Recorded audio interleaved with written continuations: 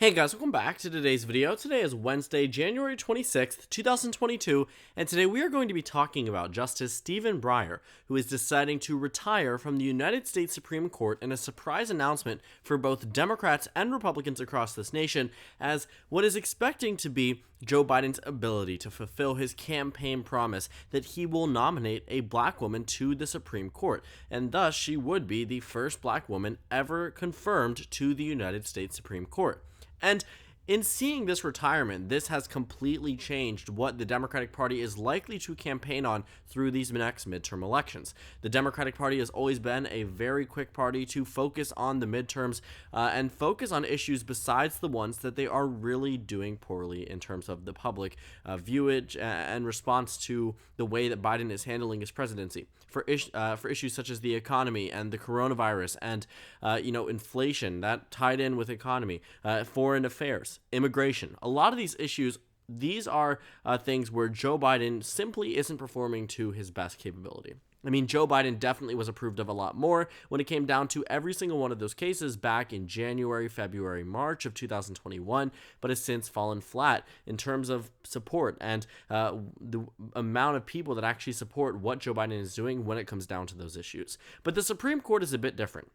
The Democratic Party has always looked to this as a means of exciting voters and using that excitement to win elections in some crucial states. And now that there is a Supreme Court justice on the line, there is a concern here that this nomination won't go through before the midterm elections, potentially due to Kyrsten Sinema and Joe Manchin.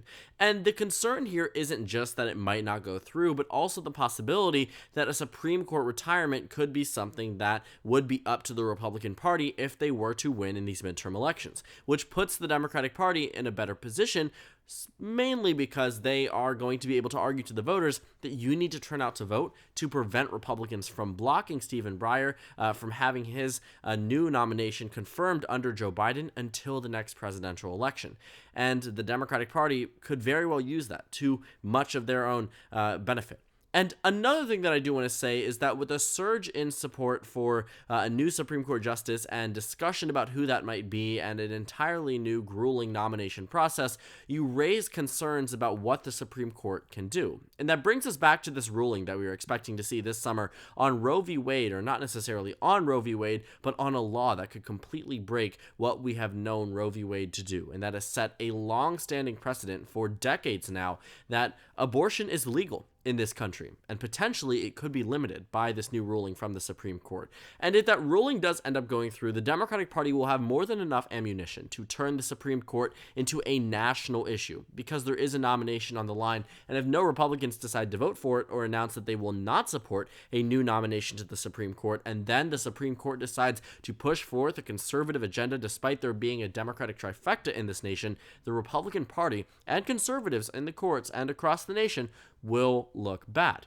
And that's something that the Democrats, I think, are really hoping is going to happen. I think that on one hand, of course, they don't want Roe v. Wade to be overturned by any position, but when it comes down to what it would do electorally, it would provide the Democratic Party at the expense of, what they have argued to be human rights and unalienable rights, but what, Roe v. Wade has long protected, at the expense of it and not at any control of their own, because the Supreme Court is lopsided in one way. But if it was to happen, the Democrats would in fact have an electoral benefit as a response, because the majority of Americans support Roe v. Wade. So if the Supreme Court was to go through with this, there is no denying that this majority of Americans will look at that Supreme Court and say, you are going against what the majority of this nation wants. You are going against a precedent that has been set since 1973. That, combined with a Supreme Court justice, which is also in turn likely to excite minority electorates, specifically with the first black woman being nominated and potentially confirmed to the United States Supreme Court, there is also something there that the Democratic Party can really use out of this retirement. So if anything this retirement provides, it gives the Democratic Party enough of a cushion to choose their successor for this Supreme Court pick and confirm them, but also use it for a political advantage. And, as we take a look at Joe Biden and where he is right now, popularity-wise, where he is in polling-wise, the Democratic Party isn't really doing that well. I mean, the difference here between those who disapprove of Biden and approve is nearly 13%. This is the worst point Joe Biden has seen. But if it becomes an issue that is no longer, the economy, or immigration, or the coronavirus, Joe Biden might have an opportunity to do well amongst that issue. And the Supreme Court could very well be there.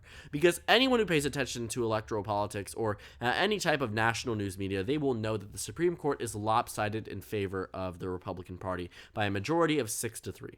And if Republicans want to potentially obstruct what might be a future passage of an incoming Supreme Court justice or Supreme Court nominee, it will make them look bad and thus potentially prop up Joe Biden. And if the issues change in terms of what is most important to the American voter change, Joe Biden also has a new opportunity to rebuild his approval. If people are no longer caring about issues like the economy, and people are no longer caring about issues like inflation, at least to the same extent, then that won't be in the mind of every single voter. Prior to today's announcement, the Supreme Court actually was not one of the most top issues when it came down to what the American public cared about. As of December of 2021, 29% of voters say that economic problems, amongst all the ones discussed from taxes to wage issues to federal budget to the economy in general, 29% in whole have that as their main issue. But 73% have non-economic issues as their main problems. What you find is poor leadership, or the coronavirus, or race relations. But one thing that comes in around 6th place here is judicial. Judicial is only 4%. Judicial systems / courts / laws, 4% of what the electorate cares about. Back in September of 2021, that was 6%. The numbers seem to have dwindled and narrowly crept back up as we get into the height of the 2022 primary type of season. And we're getting right into that over the next coming months. And you started to see a very narrow increase from where at the low point of 2% in October of 2021. But I can guarantee you, voters will begin to care about it more now that it has become a mainstream issue for both political parties.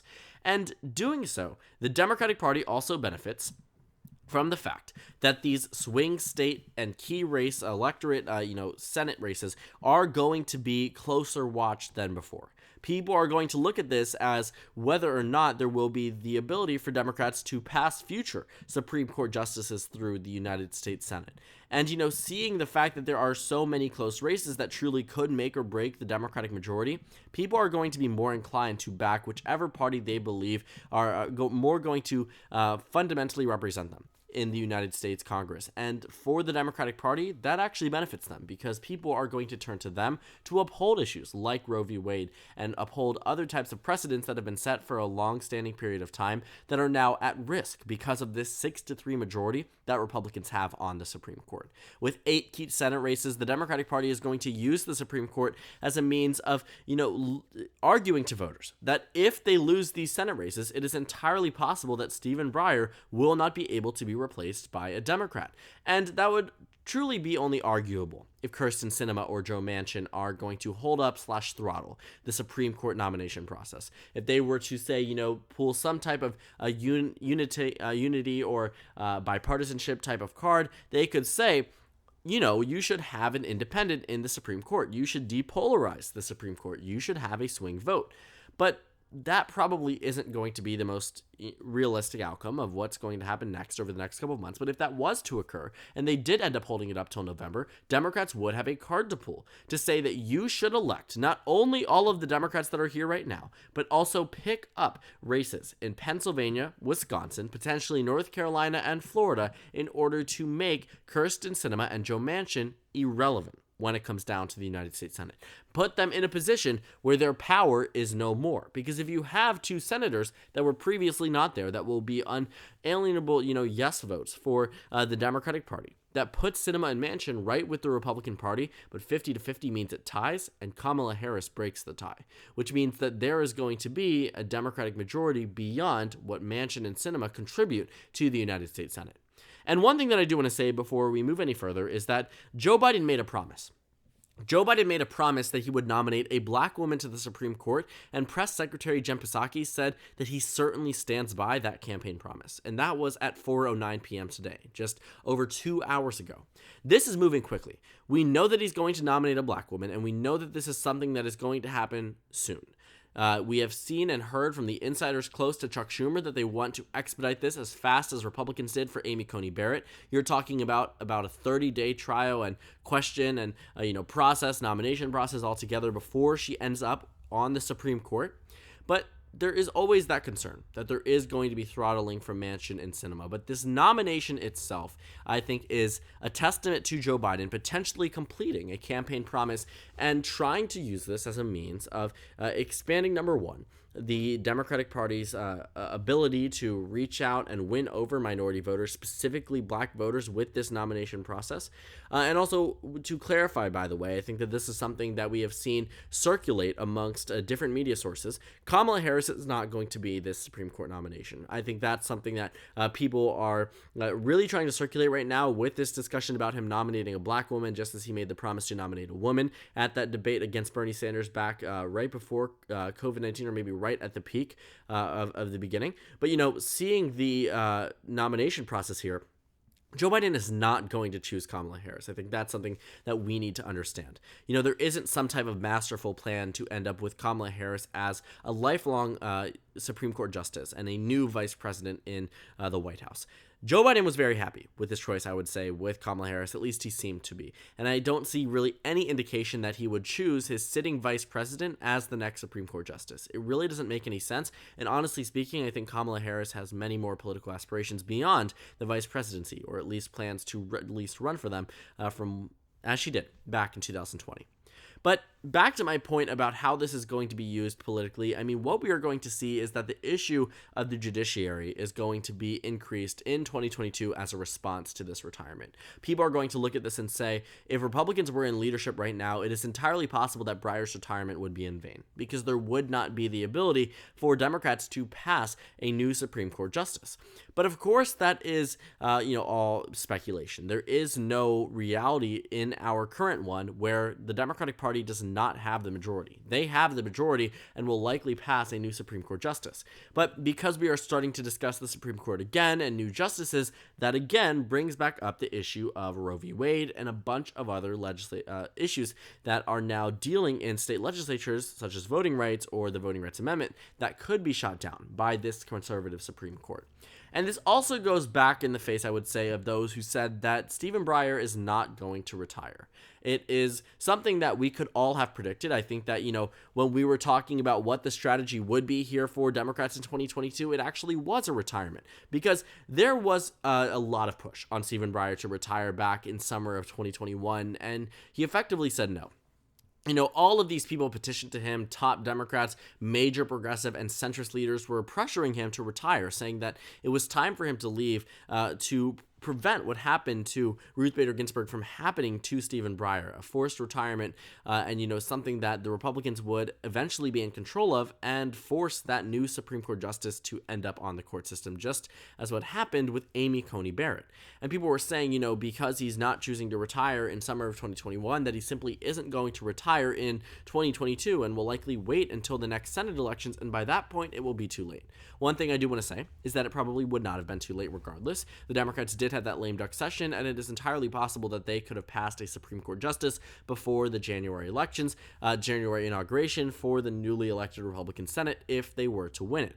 But now that he's doing it now, this gives Democrats enough opportunity, enough of time in order to push forth a new Supreme Court justice and use this politically to their own advantage. I think this is something that the Democrats were really looking for in terms of a saving grace. This is definitely putting a lot of Democrats who closely watch the Supreme Court and its decisions, puts them at ease. And it tells them that they will have a younger Supreme Court justice and someone who represents, a section of the country that has not been represented in the United States Supreme Court ever in, the entirety of United States history. And it also provides them with someone who will likely be there for decades and provide Democrats with a reliable, liberal vote on the United States Supreme Court. A court that hasn't always ruled in their favor. The Democrats are hoping to potentially take advantage of where they are right now, take advantage of their trifecta, and pass and confirm a new Supreme Court justice in order to ensure future rulings will go their way, or at least they will have enough votes to block some pieces of legislation if two Republicans were willing to move over, as we have seen in previous votes, that Republicans have sided with these three Democrats on many occasions when it comes down to some pretty substantial votes where we might not necessarily have expected the Supreme Court to vote in a different way. So now with this retirement, all eyes on what's going to happen with the United States Senate elections, what's going to happen with a bunch of these, close races where Democrats are going to be using the issue of the Supreme Court as a mainstream issue for 2022, and why Democrats should continue to be elected. Though Joe Biden is falling out of popularity, this might have been the thing that helps resurge his support across the nation, and also resurge support for things like Roe v. Wade and other decisions that are monumental and have been long debated across the United States and are jeopardized by this new conservative Supreme Court. Democrats are going to absolutely politicize this as if they haven't already, and are going to use this to their advantage. And there is no reason why they shouldn't. Electorally, it makes sense, and now they have the means to do so. So thank you guys so much for watching this video. Make sure to comment down suggestions below. Subscribe on the left if you haven't already, and check out the Instagram and Twitter. At the bottom left of the screen, there's also a Discord server for you to go ahead and join. On the screen, there's a video you can watch, and then a playlist for my 2022 election analysis videos. Again, thank you guys so much for watching, and I will see you all tomorrow.